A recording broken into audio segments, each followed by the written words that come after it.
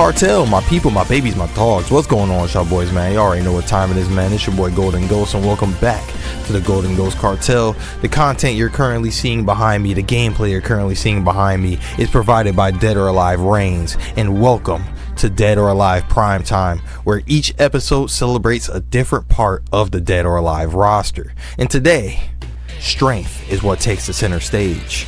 The grapplers of Dead or Alive don't rely on speed or flashy tricks. They thrive on patience, precision, and raw power. One mistake is all it takes for these characters to seize control and deliver devastating punishment, whether that be one counter hit throw or one hold, one advance hold, one high counter throw, God forbid, that will turn a close match into a highlight reel. So I called upon the players to submit their best grappler clips and compiled them into a showcase worthy of the main event. Ladies and gentlemen, these are the highlights of the grapplers. By the players, for the players.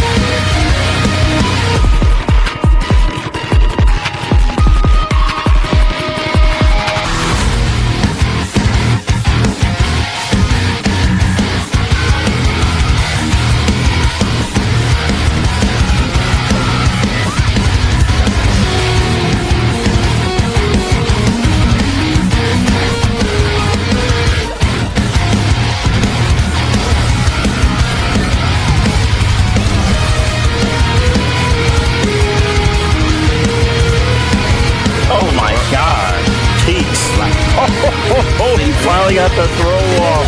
Just like that, God! You keeping up, though? What you talking about, Justin?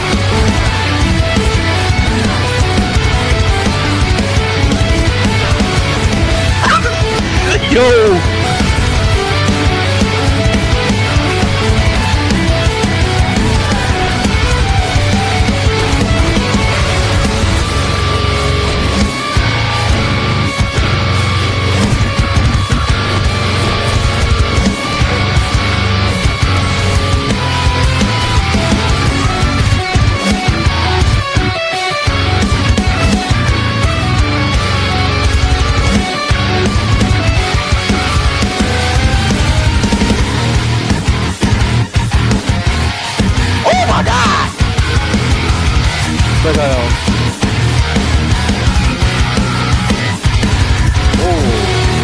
really mad. I really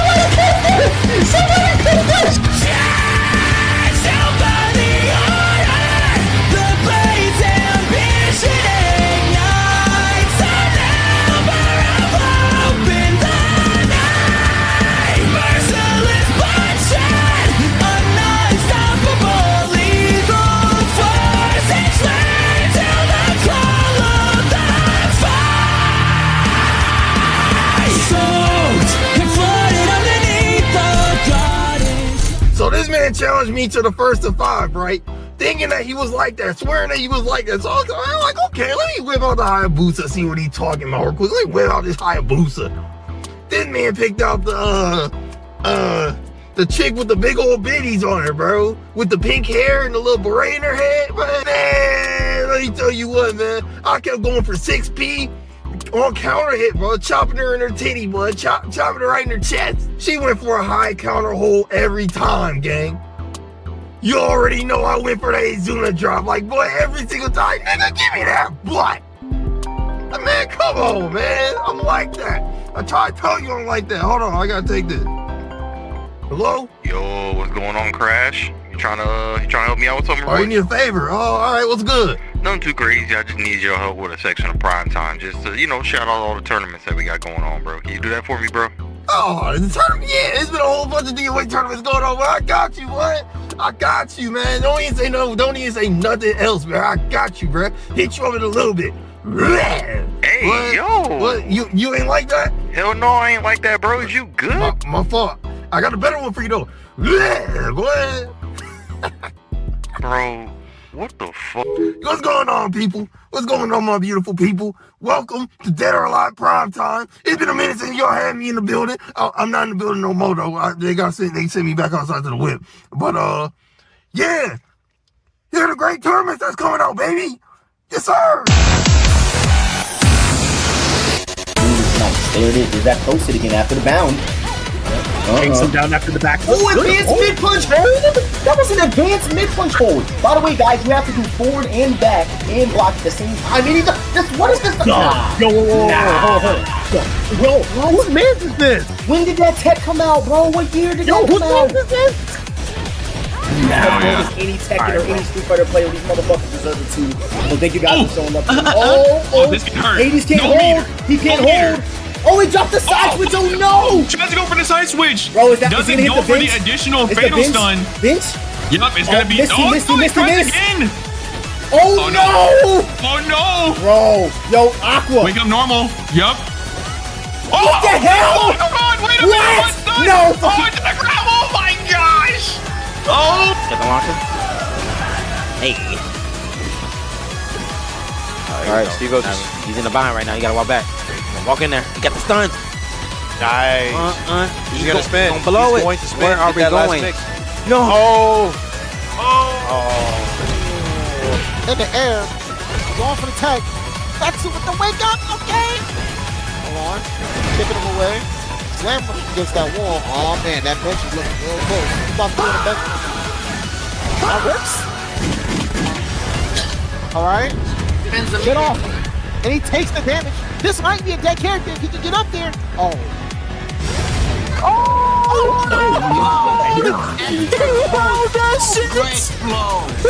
Okay, but that boy been studying too. Look at him. Bink. Here we go. All right, like I said, we got but the mid punch hold. Ooh, that boy with the call out. Check him again. Yo, I like it. You know, I ain't even mad at you. I ain't even mad at you. Bro, fuck that. The hell you doing? I ain't even mad at you.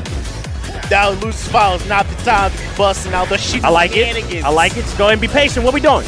I like it. Go ahead and get your damage. Go ahead. Go. Flame. What you doing, brother? Are you a paid actor? You throwing this?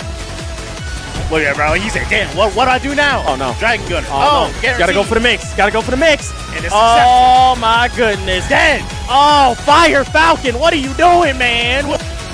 Thanks for that, Coach Crash. Also, be on the lookout for more events by the community for the community, such as Evo Vegas. We're coming back for 2026. Master has a community event going on called the Ultimate Knockout Series. Might be something worth checking out there. And of course, the classic returns of Throwdowns, more First to 5 Fridays, more Ninja Trials, and other new events by Emery, Zachariah, and other members of the community. Stay tuned. There's a lot more to come when it comes to DOA. Alright, ladies and gentlemen of the cartel, welcome back. And now, from this part, when I normally would do a trivia, we are now currently at a point to where it is time for the Dead or Alive raffle.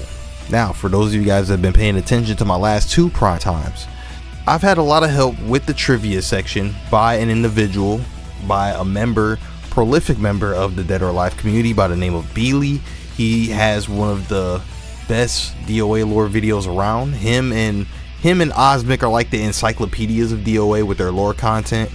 And the Dead or Alive iceberg is just something really special that Beely's put together. There's quite frankly like no other video like it. So yeah, I just thought it would be a really good opportunity to also like collab with him on this and have this as a way to like give Beely some shine too, because Beely definitely deserves some shine. So I wanted for this raffle to be, what was Beely's favorite Dead or Alive game? And there are 2 correct answers here. If you answered Dead or Alive 2 or Dead or Alive 5, then you were entered into the raffle. The people that made it are, as you can see here, Spectre, Xeno, KSG, Osmic, Sovereignite, and Otaku Pursuit. They all either said Dead or Alive 2 or Dead or Alive 5 and managed to get themselves on the spin the wheel, man. So with all that being said, I'm going to let the wheel decide who's coming out here with some money, man.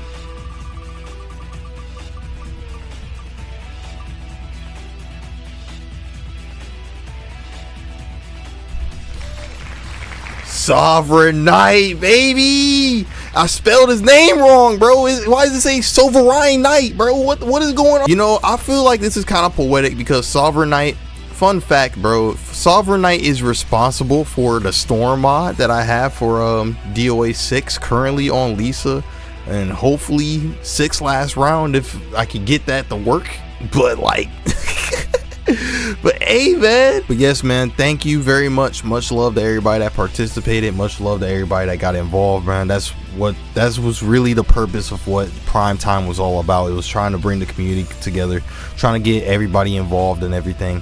And even though this season isn't everything that I was hoping it would be, I had a lot more ambitious video ideas going for this. I'm still really proud of what I came out with and what I was able to get done. And yeah, man, we just gotta keep going strong, man. Even when things get rough, even when things hit the fan. I know the morale isn't where it was at when, you know, we first got the announcement and everything.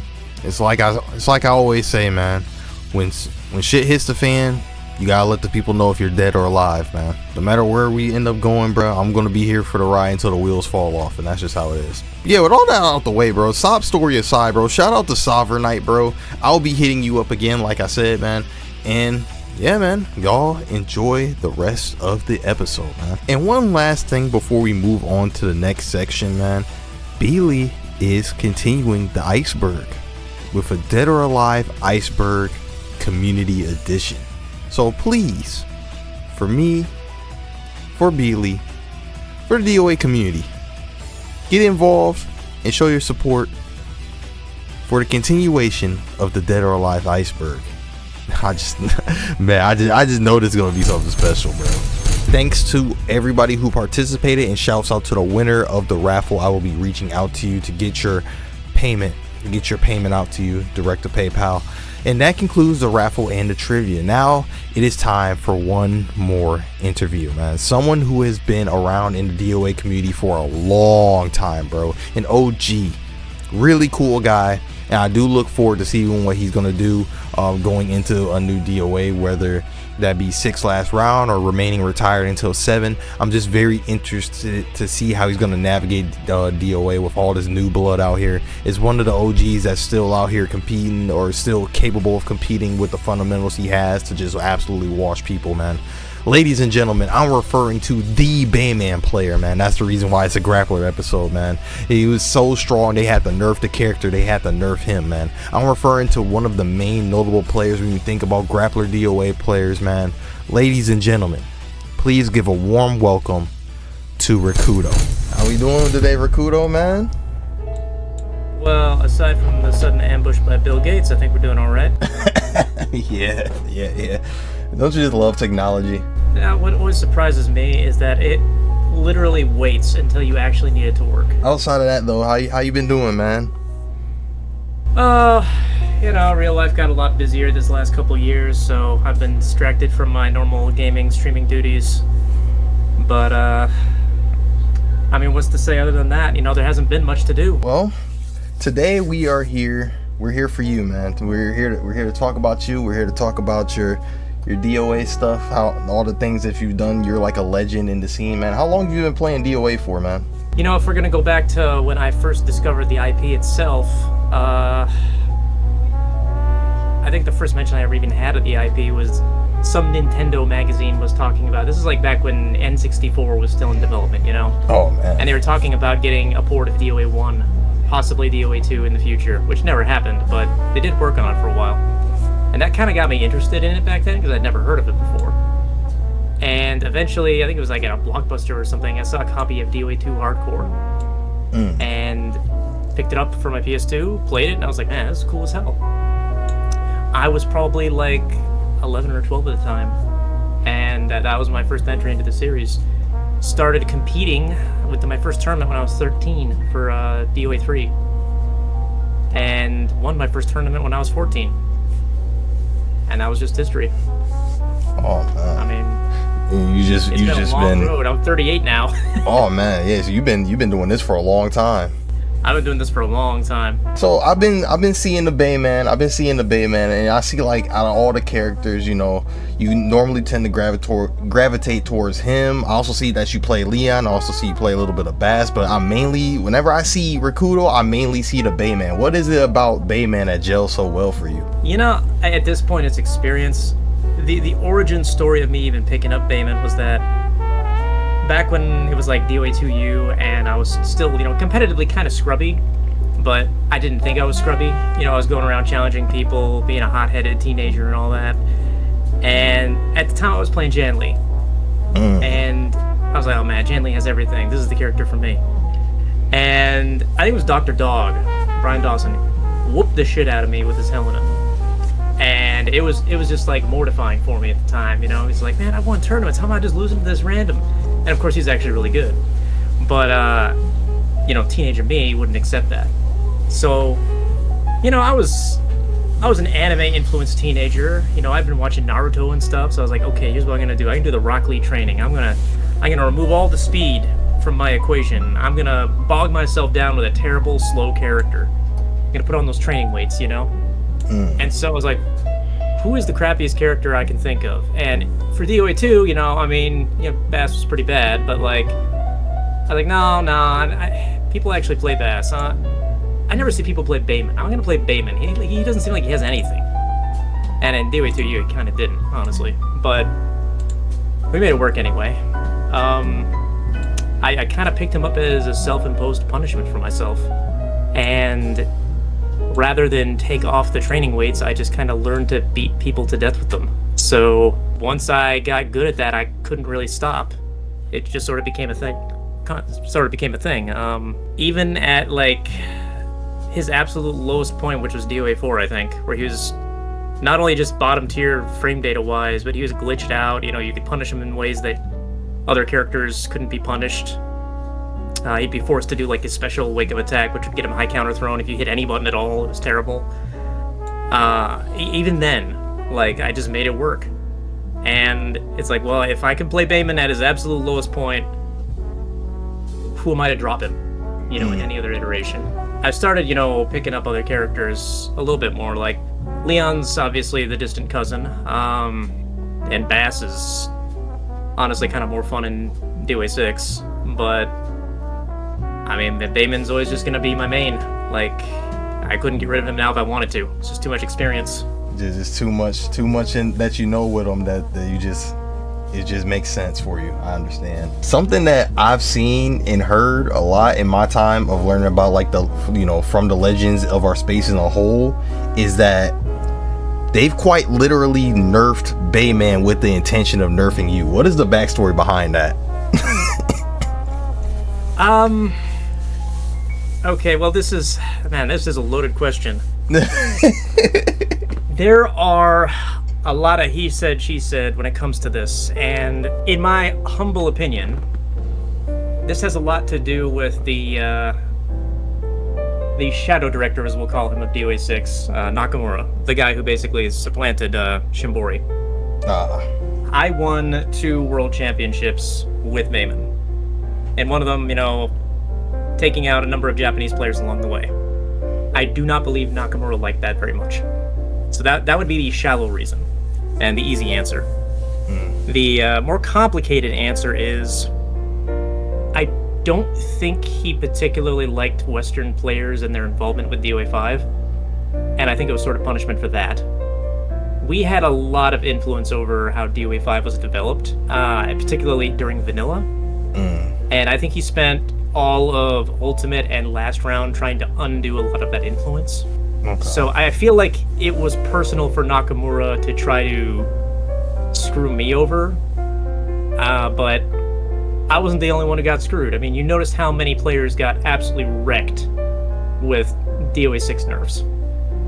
Like, he was pretty thorough.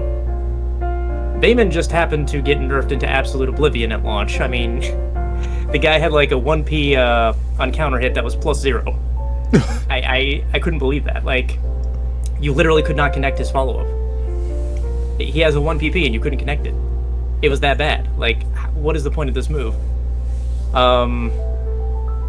He had stuff that was punishable on normal hit, which made no sense to me. Oh no.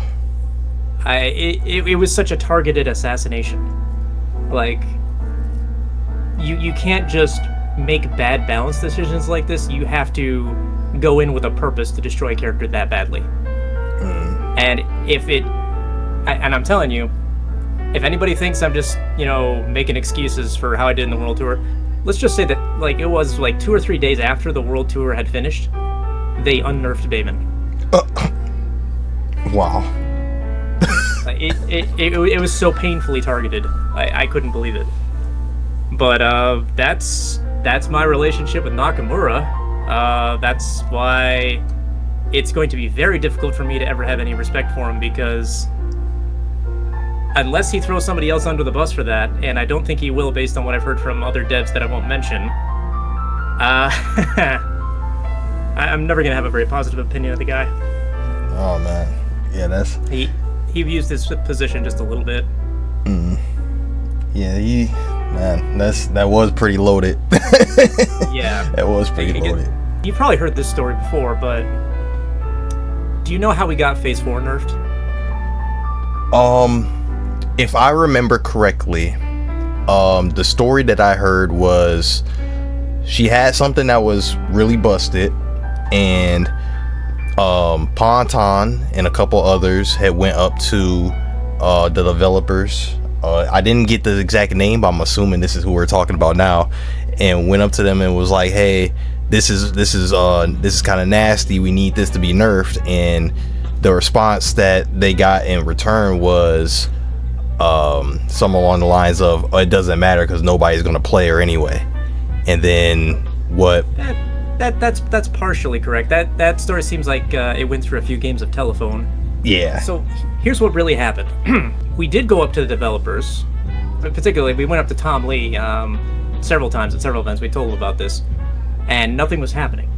And so we started contacting developers we knew that were in Japan, because Tom Lee isn't in Japan. He's in like California, or at least he was. And they said that they talked with Nakamura about it, and during a little private meeting, and that was the answer that they got is, don't worry, nobody plays that character anyway. Now, to give you an idea of what this move was, I can't remember what the notation was. Maybe it was like 8P or something, or it's the move where FaZe jumps into the air and does like an air dash, like horizontally. I think it's 9P P plus K. It might be that, yeah. And the thing is, at the time, once she jumped into the air, it was a 2-frame attack that just instantly went across the screen. You could not react to it. There's no way. And it would guard break. It would leave her at massive plus. If you sidestepped it, she'd go flying past you, so you just missed most of the time. It was basically unpunishable. And I think it was even hold resistant too. She just went like flying past. This is before they even added the slowdown. So it was literally just a god move. Like it was like a horizontal DP that left her plus. How do you deal with that? You can't.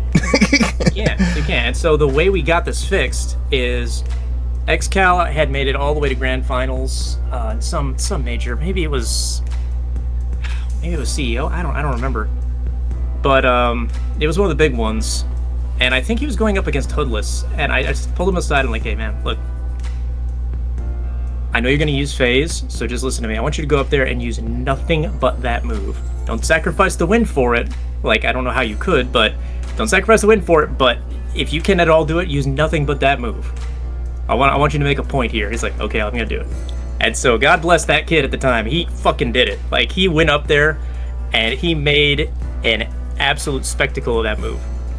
I can't remember who was commentating at this time, but I remember hearing, well, everybody, let's pour one out for Phase 4. She's about to get destroyed.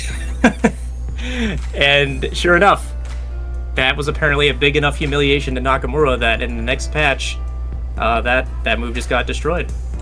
It's not a bad move, but, now it's actually a regular move. Yeah. But that's like the kind of thing you have to do to get this guy to actually address things. And just because of that, it's very hard for me to respect him. Like, you can't have a conversation or give feedback to the guy without pulling off these big grandstanding moves like that. All right, into something a little bit more light. Yeah. You've been in the competitive space for longer than most people even knew about the game, so clearly you have a ton of wisdom regarding the game. So I would like to ask, in your opinion, what do you think separates a good player from a great one? A good player from a great one, huh? Mm-hmm. Oh, now we're getting philosophical. Okay. Just a little bit. There's so many good answers to that. I would say mine probably comes down to what motivates them. I never considered myself to be a very talented player to begin with, but I had an extraordinary amount of motivation. I mean, if you have that, you can take a terrible character like Damon and you can win tournaments and majors and world championships with him.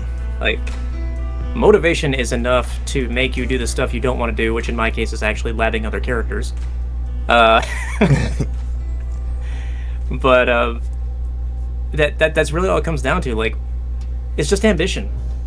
Like, what do you want to be seen as? What do you want to accomplish? Why do you want to accomplish it? If you can answer those questions and your answer is even remotely interesting, I think you'll go far. But if you're just like, I'm just waiting for Tekken 9 to come out, you're not going to get very far. Like, that's not enough.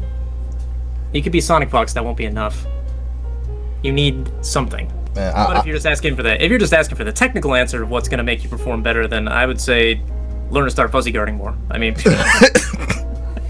that's the boring answer, but yeah. I definitely feel you on the motivation part, because I just got to a point where I'm like, I need to learn the frame data for my own character. Because I want to get better, and I was like, I'm not going to get better if I don't learn frames. I've been playing by feel for years. This has been my main weakness on a technical level forever. I am extremely motivated to learn everything about my own character's frame data. I could not care about other characters' frame data unless it's a specific move giving me a problem. And if I was more thorough about that, I wouldn't get randomed out by so many stupid things. Yeah. But luckily, I've played this game so much at this point that it doesn't matter that much. But yeah, if I go into Caliber, I still get randomed out by certain stupid things. It's... I'm lazy, what can I say? We all have a little bit of laziness in us, but... Yeah, we do. We've all got our character weaknesses, like, internally. Yeah.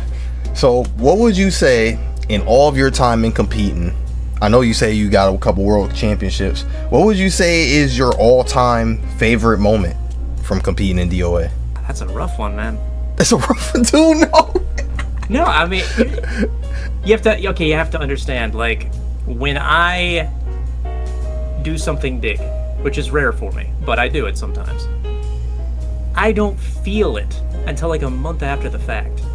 Oh, I think, really? Like, my favorite win was probably the NEC one I did. But it was the NEC win. Maybe it was 17, maybe it was 18. When I took that one at the Battle Royale, I think it was the first time like I'd actually come ahead on XCal at like a super major, you know, and it was like, damn, I can do it, you know? But it didn't really hit me until a month after. Despite Matt charging up on the stage and, you know, lifting me into the air, it's like, I had a smile on my face, but I wasn't really getting hit with the adrenaline after that. But I think that was the big moment for DOA 5, though, where it's like, okay, I am at that level. You know, there's a little doubt before that, but after that, I was like, okay, yeah, that's me. Do you pop off after as well? Like you pop off once it hits you? No. Here's the thing, like if I ever get involved in trash talk or anything, it's usually before the fact, not after the fact, win or lose. Like I don't even like doing it that much anymore. I loved doing it when I was a teenager. I'm quick to defend my skill level if somebody calls it into question, but I don't really like gloating, you know? Gloating isn't fun for me. There are people I'll argue with to death about certain things, particularly if there are things that happened in the past, but I've never been of the mentality that like a 1st to 5 is gonna decide for the, you know, the fate of the universe or anything. That's never been me. That's one thing that does bother me. This ain't even DOA related, but just like fighting game related in general. You'll have a conversation with somebody, you'll get into a debate with somebody, you disagree, and then people think a 1st to 5 is gonna change the discourse on that. I'm like, you could have somebody being like a Holocaust denier or something and be like, oh yeah, well 1st to 5 me. Like, what? It's like that has nothing to do with like, so like if you're saying you're better than someone, then yeah, sure, a 1st to 5 it can cover that to say who's the better player in that moment. But like in that moment, yeah, sure. There's so many. I've always been a firm believer, like the man who wins a 1st to 5 one day is just as likely to lose it the next day. It all depends who wakes up on the right side of the bed, you know? Yeah. Like that's most things, like when Perfect Legend, you know, the infamous 13-0 moment for him against Sonic Fox. I was always just feeling like, man, I feel bad for Carl, but play him on any other day. He got into his head that day, that's all I was. And people are gonna give him shit for it for the rest of his life because memes, I guess. Yeah. I always thought that was fucking stupid. The internet is extremely brutal. The annoying thing is, like, most of the time I see people giving him crap about that, they're people who couldn't get one round on him. Yeah, that's majority of people I would say, because I'm like, bro, are you beating either him or Sonic Fox? I don't think you are. This is just our version of rabid football fans, man. You know, they get that way. As we've already been talking about a little bit, Dead or Alive 6 last round is a few months away, so I gotta ask, what are your hopes for this game at the bare minimum? Like, what is the bare minimum that this game needs? I mean, I can give you the stock answer that everybody's saying, which is, you know, crossplay and rollback, but I think everybody's saying that. Yeah, everybody's saying that. I don't think either one of them is gonna happen, to be honest with you. As far as the rollback, what I'll say about the rollback is, if they haven't been working on it, then it's probably not gonna happen. And that hurts to say, but that is true though. Like, the thing is, when you develop rollback, especially for a 3D fighter, every time you do this for a 3D game, It's not something you can copy over from a different 3D game. The method used in Tekken will not work in DOA. The method used in VF will not work in DOA. Every engine has its own solution. And it takes time and a lot of testing to narrow down that exact solution. Very, very, very rarely do you have a game where they just launch it with rollback and it works. Like, I think Killer Instinct did it, and that was 2D. Yeah. And it was amazing, but that's like the only instance I can think of. We've seen disastrous betas for rollback, even in the 2D space. Like, one of the worst I can remember was the Sam Show rollback. We had, like, matches that would go complete desync, and you'd have a full life bar one moment, and then boom, you'd be dead the next. And it'd be like, what the hell just happened? Like, rollback can go disastrously wrong. Yeah, that's... So, I think, honestly, we would need a period where they release the game with delay-based, they launch a beta branch, and that has some kind of rollback, and they test it with players, and then eventually it gets a proper release. And they'd have to do that most likely in anticipation of DOA 7 if they want to get that working. Yeah, it's to a point where I was like, look, if you're not going to have rollback, at the very least have some better delay base than what we got now, because this delay base is nasty.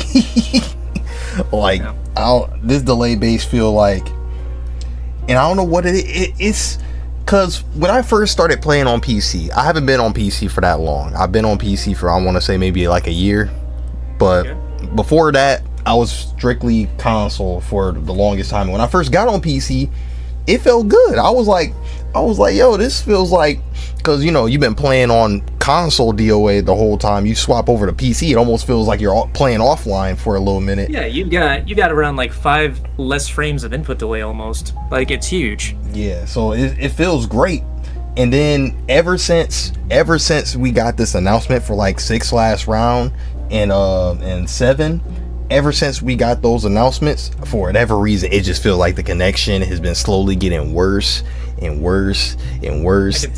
I can tell you what that is, that you're not going to like it. Oh, what is it? Well, I mean, you may like it.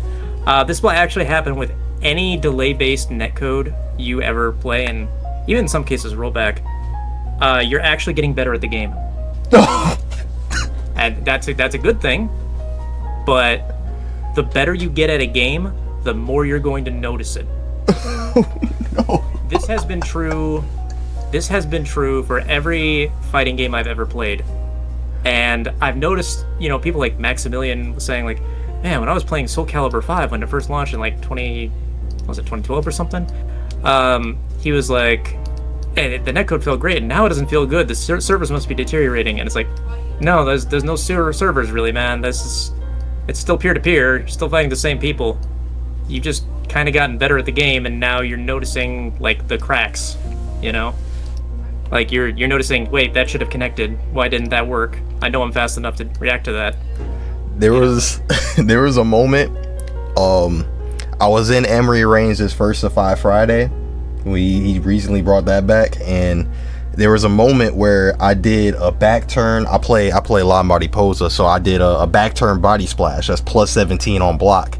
They blocked it, and I did 6K, and nothing happened. My character just stood there, and I was like, what the fuck? Sometimes that will happen on delay based if there is sudden packet loss, like it just drops the information completely. And that'll happen more often if somebody has bad hardware on one end, or usually if they have Wi-Fi.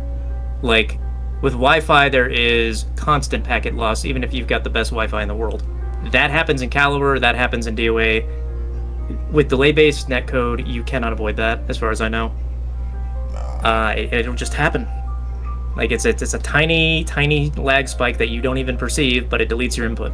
Apart from that, though, you were asking about other bare minimum changes. I haven't seen them do anything from that teaser trailer we got that was pretty much nothing, but it would be nice if they toned down a few of the existing danger zones in the game, like stage-wise. I don't think we need a bajillion different danger zones on Chinese Festival, for example. They could, like, maybe remove a few of them, so just there's like some damage mitigation potential going on.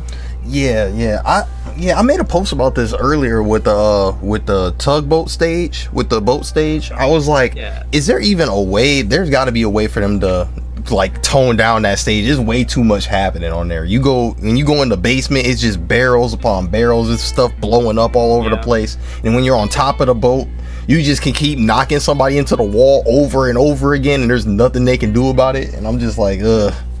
The funny thing about that stage is I actually prefer that over Chinese Festival, because you can deplete the danger zones, or at least like stick to one part of the ship so they can't use as many there. But you can't get rid of the firecracker pit.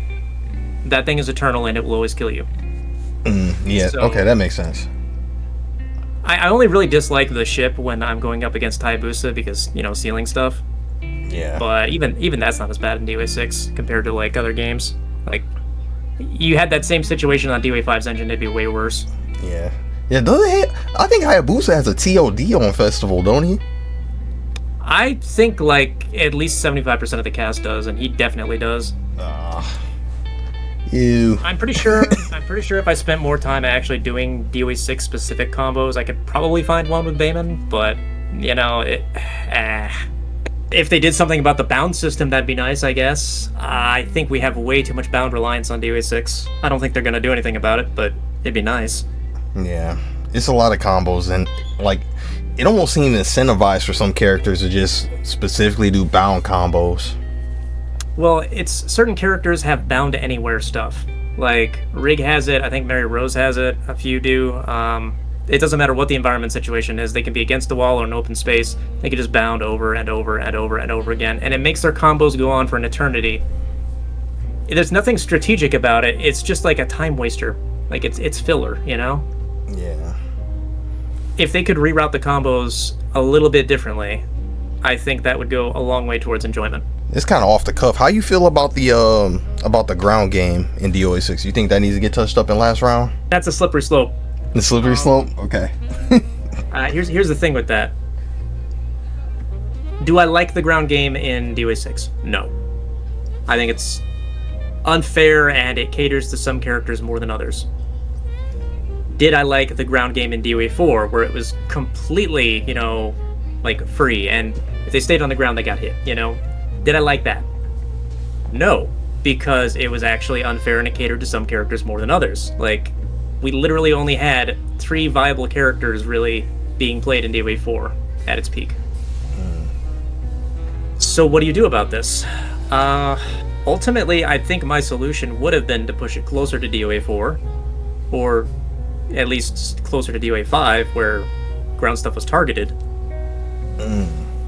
But when you make it too vortexy, it can be overwhelming. Like, we're still playing a game that doesn't have throw breaks. So you do a huge combo, you knock somebody on the ground, you force tech them in a guaranteed manner. They now have a 50-50 about whether or not they're about to lose the other 50% of their life bar, because they can't break any throws or mitigate their damage. You could put them right back into the environment with a normal hit throw. Okay. It's rough. Like, how do you solve this problem? Too many variables, maybe. If it were up to me, I would let the ground game be like DOA 4, but I would put in throw breaks. Team Ninja won't put in throw breaks, so it's hard to endorse that idea. But that is how I would do it. How would you implement throw breaks? Because it's a lot going on with like the throw system in general. It's simpler than you might think. It would be a simplified version of how VF does it. Basically, I would have it so that, first of all, if you're in a punishment situation, you cannot break the throw. Like, if you're super minus, you're not breaking the throw, period. That stays the same. It doesn't disrupt anything. If you're, high countered or whatever, you're getting thrown, period. Okay. But when you're in neutral, when you're guarding, you can do something like you're holding guard, you're blocking. If you hold forward, you're breaking forward throws. If you're holding back, you're breaking back throws. And it's just a straight guess, just like it is in VF. And it's as simple as that. You're mitigating half the risk. And that's typically the way that guess-based throw break systems work. Caliber works similarly to that. You can guard and you can choose to break one or the other. VF is like that. It depends on how they want to do it control-wise, but yeah, that's pretty much how it's done. And it feels good when you're on defense and you guess right. You see the throw break happen, you're like, oh right, now it's my turn.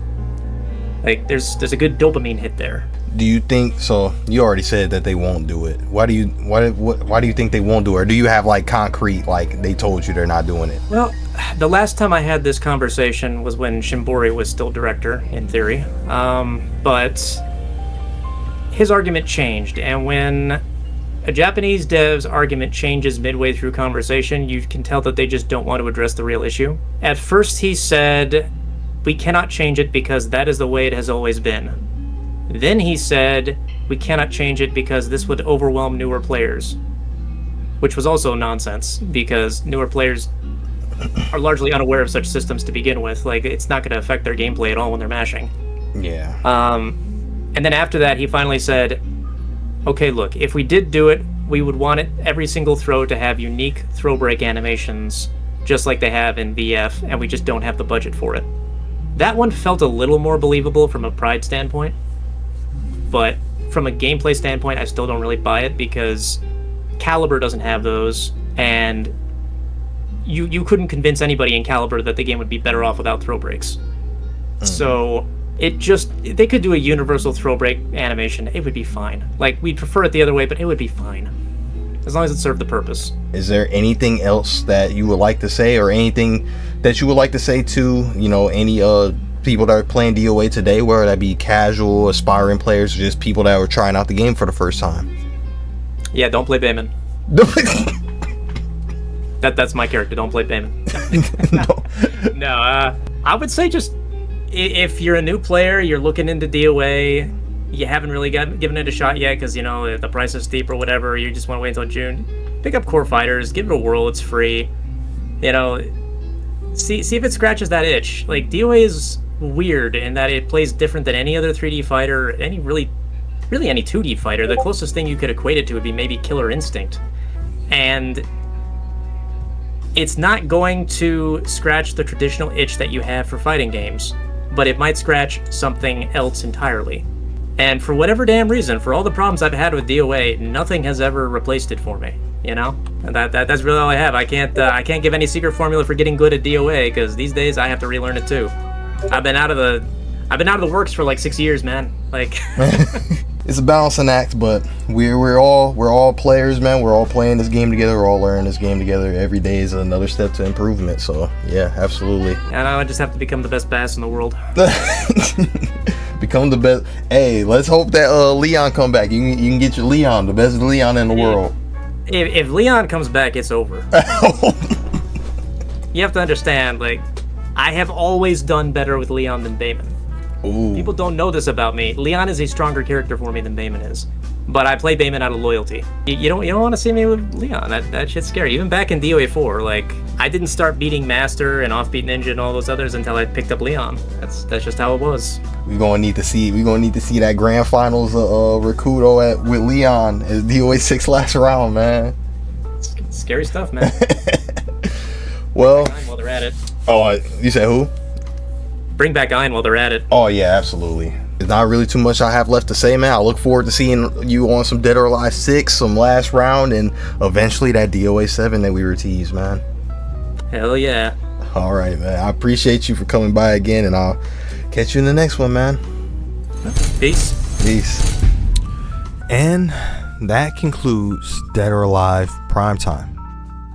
Yep.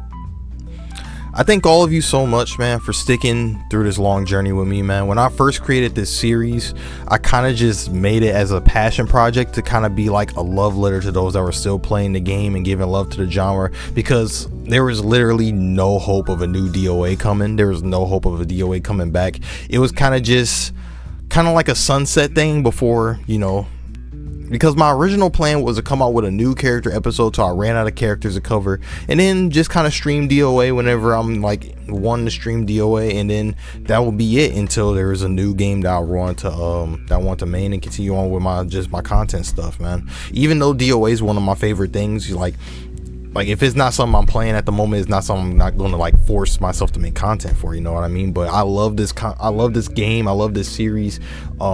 My love for this series run deep, which is why I still make so much content for it, man. But with my favorite fighting game franchise finally coming back, or not even that, with my second favorite gaming franchise, period, coming back. While I never trade this moment for the world, man, it defeats the original intent for this series, man. I'm not going to sit here and act like DOA Primetime had a #1 direct hand in bringing the fighting game back or anything like that or anything of the sort. But what I am saying is that this, alongside the DOA Revival playlist that I've made for years at this point, this chapter is finally complete. DOA is back now, man. And it's time to continue showing the love that I got for DOA while also continuing my content journey the only way I know how. So with all that being said, man, I really hope with 6 last round dropping, with 7 on the horizon, and then with all the like VF6 coming too, man, we got so much good fighting game stuff to look through, man. And it's just it's a really good time to be a fan of 3D games. It's just a really good time to be a fan of fighting games in general. But either way, man, I hope y'all look forward to much more DOA on the channel alongside other games and other content projects that I got in store for y'all in the future. There is a lot of things I've got brainstorming in the background, cooking up in the background, that I hope to give out to you guys. And that about wraps up everything, man. But before we officially end, there is one final thing that I need to show all of you. So please stick around for the next 4 minutes before as this video concludes, and enjoy the rest of the video, man. If y'all enjoy it, leave a like, comment, share with your friends, all that good stuff. And I'll catch y'all on the next one, man. Y'all take care, stay blessed, deuces. Enjoy the rest of the video. And I was just playing. A couple people ask me if I'm dead or alive until I arrive. I'm doing what I can to survive, like look me in my eyes. Know that I'ma fight for my time, and I'ma keep it swift and silent if they mess up my grind. I'm saying they always think it's sweet until I do the DOA. If I see I gotta spin the block, then I ain't come to play.